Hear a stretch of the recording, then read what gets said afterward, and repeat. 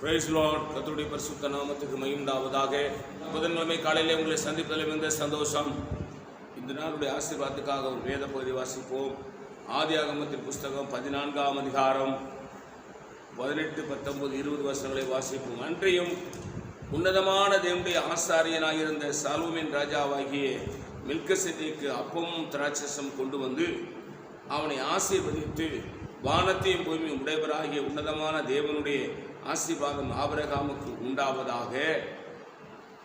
உன் சத்துருக்களை உன் கையில் ஒப்பு கொடுத்த உன்னதமான தேவனுக்கு ஸ்தோத்திரம் என்று சொன்னான். இவனுக்கு ஆபிரகாம் எல்லாவற்றிலும் தசம பாகம் கொடுத்தான். அல்லேலூயா.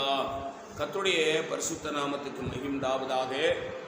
இங்கே லோத்தும் அவன் குடும்பத்தாரும் சிறைப்பட்டு போய் 318 பேர்களை ஆபிரகாம் கூட்டிக் கொண்டு போய் சிறைப்பட்டவர்களை விடுதலையாக்கி அவன் கொண்டு வந்த பிறகு இங்கே உன்னதமான தேவனுடைய ஊழியக்காரனாக இருக்கிற மெல்கிசேதேக்கை அவன் சந்திக்கிறான். இப்பொழுது ஜெய வீரனாய் வெற்றி வீரனாய் ஆபிரகாம் வரும் பொழுது இந்த மெல்கிசேதேக்கு ஆபிரகாமை சந்திக்கிறார். இந்த மெல்கிசேதேக்கு யார் என்றால் கர்த்தராகிய இயேசு கிறிஸ்துவுக்கு அடையாளமாக இருக்கிறார். இந்த மெல்கிசேதேக்கு அவரை பார்த்து, உன்னதமான தேவனுடைய ஆசாரியனாக இருக்கிற மெல்கிசேதேக்கு அங்கே 5 ராஜாக்களை முறியடித்து லோத்துவின் குடும்பத்தை மீட்டு வந்ததினாலே அவனுக்கு எதிர்கொண்டு போய் அப்பமும் ரசமும் கொடுக்கிறான். இதை அப்பத்தையும் ரசத்தையும் வாங்கி கொண்ட பிறகு அவன் திரும்பி வந்து அந்த ஆசாரியனுக்கு ஆபிரகாமுக்கு கர்த்தர் எல்லாவற்றிலும் தசமபாகம் கொடுக்கிறான், கனம் பண்ணுகிறான். அருமை தேவ பிள்ளையே, இந்த காலை வேளையில் இந்த வசனத்தினுடைய சாராம்சத்தை விளங்கிக் கொள்ள வேண்டும். சரியாய் விளங்கிக் கொள்ளுங்கள். யுத்தத்திலே ஜெயம் பெற்று வந்த, வெற்றியோடு வந்த ஆபிரகாமுக்கு மெல்கிசேதேக்கு அப்பம் ரசம் கொடுக்கிறான். அவனுக்கு கைமாறாக உன்னதமான தேவனுடைய ஊழியக்காரனுக்கு கர்த்தர் அவனுக்கு கொடுத்த எல்லா ஆசீர்வாதத்திலிருந்து தசம பாகத்தையும் காணிக்கையும் கொடுக்கிறான்.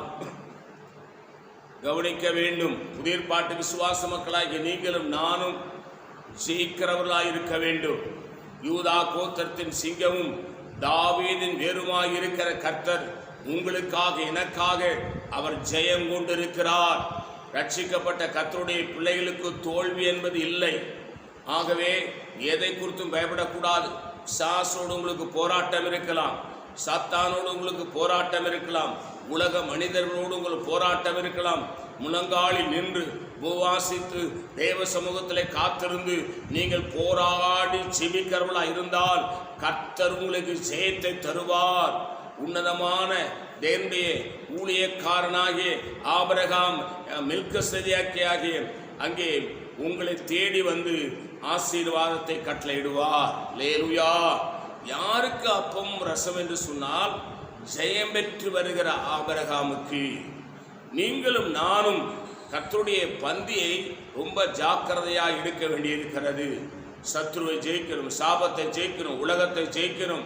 அப்படி ஜெயிக்கும் பொழுது நாம் எடுக்கிற கிறிஸ்துவின் சரீரமும் இரத்தமும் நமக்கு ஒரு பெரிய ஆசீர்வாதத்தை கொண்டு வரும்.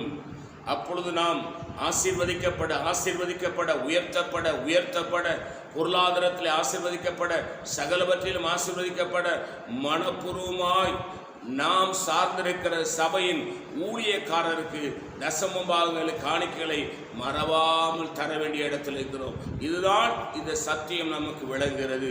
நீங்கள் எந்த சபைக்கு போனாலும் சரி, ஒன்று ஜெபிக்கிறவங்களா இருக்கணும், 2வது உபாசம் பண்ணுகிறவங்களா இருக்கணும், 3வது ஜெபத்திலே சத்ருவை, பிசாசை, அவன் வல்லமைகளை, அவன் கிரியைகளை, சூனியங்களை, மந்திரங்களை, ஏவல்களை, அவன் கிரியைகளை அழிக்கிற ஜெயம் பெறுகிற ஒரு விசுவாசியாக இருக்க வேண்டும், கர்த்தருடைய பிள்ளையாக இருக்க வேண்டும். அப்படி இருப்பாயானால் நீ எடுக்கிற அந்த திருவிருந்து பந்தி உனக்கு ஆசீர்வாதமாக இருக்கும். அப்படி திருவிருந்து பந்தி நீ ஆசீர்வாதமாக எடுக்கும் பொழுது கர்த்தர் உனக்கு கொடுக்கிற எல்லாவற்றிலும் நீ தசமபாகம் கொடுப்பாயான உன் வாழ்க்கையிலே நீ செல்வ சீமானாய் நீ ஆசீர்வதிக்கப்படுவாய். பிறகு நீங்கள் வாசித்து பார்த்தால் ஆபிரகாமை கர்த்தர் செல்வ சீமானாய் ஆசீர்வதிக்கிறார். சரியாக கவனியுங்கள்.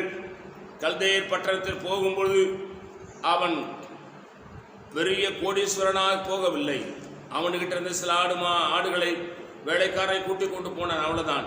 இப்பொழுது செல்வ சீமானாய் கர்த்தர் மாற்றினார். உடைய வாழ்க்கையில் ஆசீர்வாதம் வேணுமா? நல்லா ஜெபம் பண்ணுங்க, வேதத்தை வாசிங்க, தியானிங்க, தேவ சமூகத்தில் காத்திருங்க, சாசை ஜெயிங்க, சாத்தானை ஜெயிங்க, மாம்சத்தை ஜெயிங்க, உலகத்தை ஜெயிங்க, ஆண்டவருக்கு பிரியமா நடங்க. கர்த்தருடைய பந்தியை மறவாமல் எடுங்க, திருவிருந்து பந்தியை மறவாமல் எடுங்க. ஒவ்வொரு மாதம் தவற விடாதீங்க. உங்களுடைய போகிற ஊழியத்தில் சபையாருக்கு உங்களுடைய ஊழியக்காரருக்கு தசமா காணிக்களை குறைவில்லாமல் சரியாய் கொடுங்க. நீங்கள் செல்வ சீமானாய் ஆசீர்வதிக்கப்படுவீர்கள். நான் உங்களுக்காக செபிக்கிறேன். பரிசுத்த பிதாவே, கர்த்தராகிய இயேசு கிறிஸ்துவின் நாமத்தில் செபிக்கிறோம். நீர் எங்களோடு பேசுகிற நல்ல வார்த்தைகளுக்காக ஸ்தோத்திரம். இந்த வார்த்தையின் முடிகளை ஆசீர்வதியும் இயேசுவின் நாமத்தில் வேண்டிக் கொள்கிறோம் பிதாவே, ஆமென்.